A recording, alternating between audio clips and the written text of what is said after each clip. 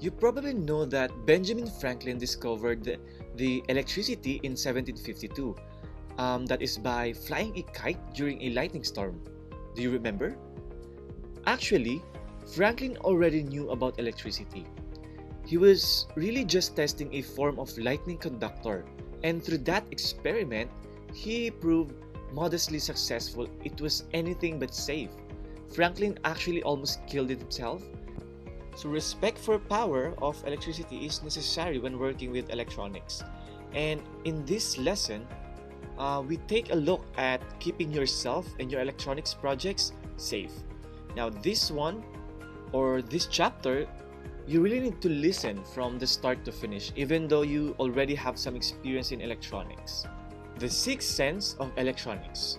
The sixth sense of electronics isn't about seeing dead people. In this case, the sixth sense is actually the common sense, the smarts that help you to stay among the living. Common sense is that voice inside you that tells you not to stick your fingers in an empty lamp socket without first unplugging the lamp. No book can ever teach you common sense, or no lesson can even teach you common sense. You have to cultivate it like an exotic flower.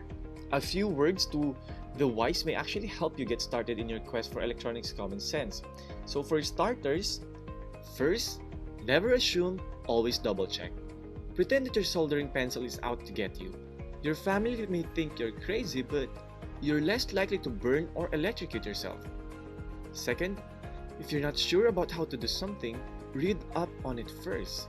Not everything in electronics is as obvious as it's in papers. Third, don't take chances.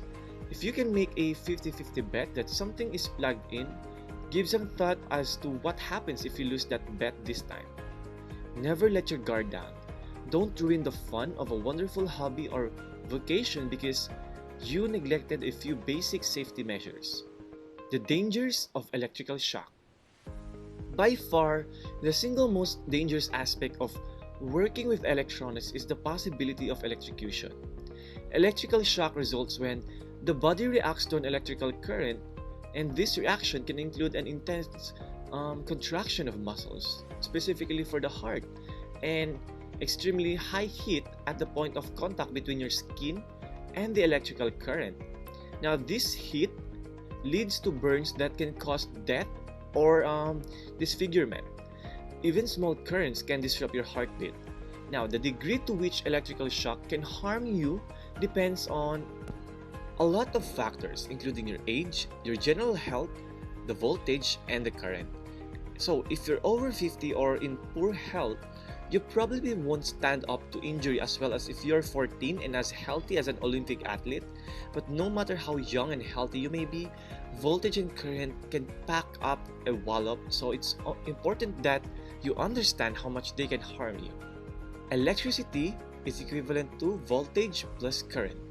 So to fully understand the dangers of electrical shock, you need to know the basics of what makes up the electricity. And with that topic, we have already discussed that in the previous chapter. We state there that electricity is made up of two elements, which is voltage and current. Voltage and current work hand in hand and in ways that directly influence the severity of electrical shock. Consider the analogy of water flowing through a pipe. Think of water as representing the electricity. Increasing the diameter of the pipe to let more water through is like increasing current. So, imagine being under a drain pipe for the Hoover Dam. Increasing the pressure of the water in the pipe is like increasing the voltage. You know that even small amounts of water at high pressure can be devastating. The same is true for electricity, where even low voltages at high currents can actually potentially kill you. So, is it an alternative current or a direct current? You can describe electrical current as of the following. First, we have the alternating. In alternating current, the electrons somehow flow one way, then another in a continuing cycle. Meanwhile, for direct current, the electrons flow one way through a wire or circuit. So if this is something new to you, you may want to go back in the previous chapter for a more detailed discussion. So Imagine a household electrical systems in the US and Canada operate about 117 volts of alternative current. This significantly is high voltage can and actually kill you. So you must exercise extreme caution whenever you work with it.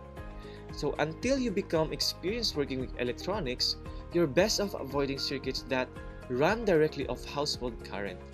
So stay with circuits that run off standardized batteries or small plug-in wall transformers.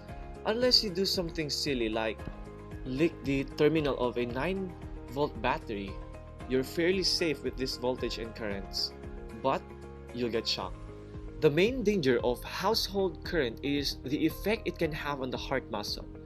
High AC current can cause severe muscle contractions, severe burns, or even both. And many electrocution accidents occur when no one is around to help the victim.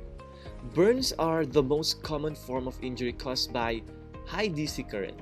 Remember that voltage doesn't have to come from a souped-up power plant to be dangerous. For example, don't be lulled into thinking that because a transistor battery delivers only 9 volts, it's harmless. If you short the terminals of the battery with a piece of wire or a metal coin, the battery may overheat